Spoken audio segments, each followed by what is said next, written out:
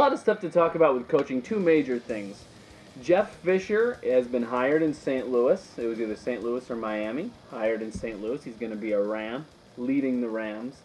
And Jim Caldwell was fired in Indianapolis. Let's go to Jeff Fisher first. You like this hire?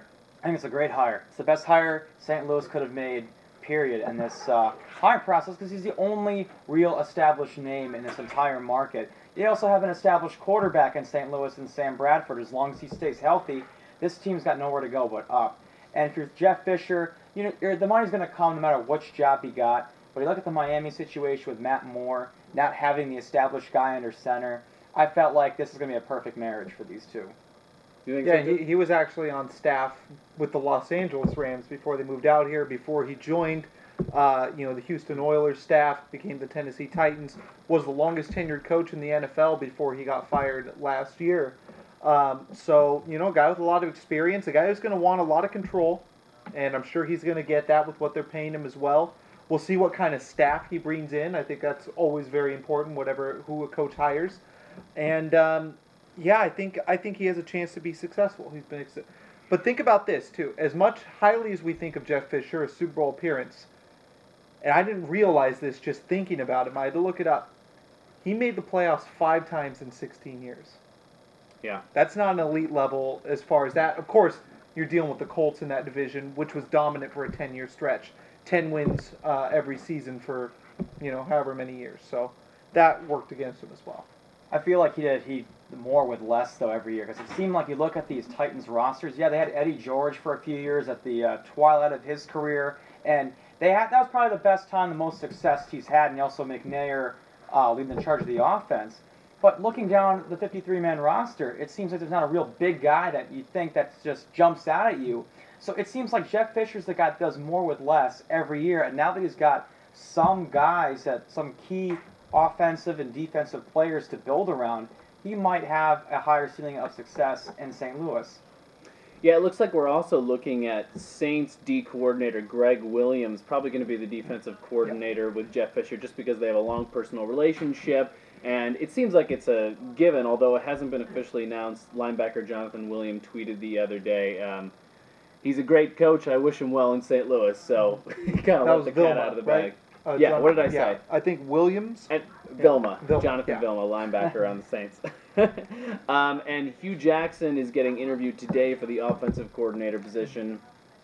He'll get a job somewhere. Yes. Hugh Jackson will get a job somewhere, whether it's here or elsewhere. So. Fisher, obviously the most highly coveted guy. He's a player's coach, right? He was good in Tennessee. They liked him in Tennessee. It just sort of expired. And he has a lot of clout with the league. He's been on the competition committee for however many years. So he knows a lot of things, and it makes you wonder if, I know their stadium deal's up and the owners stand Kroenke or Kroenke? Kroenke, I believe. He's talking about, not talking about any stadium issues and things like that. But I think 2016 is when that's up, and there's some rumors about them, maybe the team, because some teams going to LA. Who are they? Rams are one of the teams that people are talking about. Yeah, or Oakland. Oakland, San Diego, Minnesota, Jacksonville. A lot of people think San Diego is going to be the team that. And all those teams have something in common: crappy stadiums. Yep. Yeah, that's right. Kind of one of the reasons. It does seem like a good move for St. Louis. Jeff Fisher, 147 and 126 all time, 3 division titles and 6 playoff appearances. And he's a defensive-minded guy. He used to play defense. His career ended early in the 80s, and he's going to bring that defensive mentality to a team that already has some big pieces in place offensively. So it's about hiring the right guy to be that offensive coordinator to make that complete team and develop Sam Bradford. He's also been very devoted to the running game. He's got Steven Jackson, who's produced 1,000 yards every year since he's been in the league, basically. And they made that big trade mid-season, right? Brandon Lloyd. Exactly. Yeah. So. And that's, one of the hopes, I think, for many of the Rams, that they're able to keep Brandon Lloyd around. And Jim Caldwell fired from the Colts. This is a bit of a surprise. He's done some good things in 2 years, but at the same time, you finish with as bad of a season as that, it's almost like, what can you do? Although I know that they labored over this decision about whether to fire him or not, but you got a new GM in town, and you've got Jim Irsay trying to make a sea change in the organization. what do you think? We'll go to you first, Tad. What do you think about this? Do you think he should have gotten a longer leash? No, no. You can't go 1 and 2. Well, they win 2 games. They won 2 games. They won 2 games. Yeah, almost down at the end. Almost won that 3rd game and lost the Andrew Luck pick, but they didn't win that last game. So I don't think you could do that. No, I mean, you lost Peyton Manning, Sure. but and you lost Dallas Clark for a little while. They made the Super Bowl that 1 year, maybe a little bit off of what Tony Dungy did. I haven't been impressed with Jim Caldwell as a coach. Maybe a lot of that has to do with his demeanor. I know the players loved him. I know Irsay tries to build like a family situation there, so it's hard to let him go for that reason. But you bring in a new GM, you get rid of the Polians, and that guy's got to bring in his own guy. Yeah. They're changing the whole culture. I'd be interested, now that you see Caldwell out, now that you see the Polians out, what that means for Peyton Manning. I'm not saying anything, but it seems to me more likely than a week ago that Peyton Manning won't be a Colt. I'm not saying he won't be a Colt. I'm saying it's more likely than it was a week ago that that's going to be the direction. And I think that's a key issue here. It was Peyton Manning. You saw the Jim Caldwell hire a few years ago after Tony Dungy retired. Jim Caldwell was one of Tony Dungy's assistants. So this was more of bring Caldwell in to sort of ease the transition away from Dungy, appease Peyton Manning, your star player, and it's more of an easy transition. Of course, they go to the Super Bowl, Caldwell's first year, and lose to Indianapolis. So now that you see Peyton Manning, his health sort of deteriorating, word still is out there that he can't throw right now. His third neck surgery in 2 years. If the guy can't be healthy next year, right now Irsay wants to completely change the culture. He's handing, of course, the team over to his son pretty soon, so he wants the franchise basically in store for the next 10 years or so. He's looking towards the future. So hiring a new GM, they're trying to really change the winds in Indianapolis. And they lost to the Saints in the Super Bowl that year. You said they lost to themselves. Oh, I'm sorry, yeah. And maybe they did. Yeah, and it's possible. That's up for debate. I mean, the pick six, yeah. So possibly.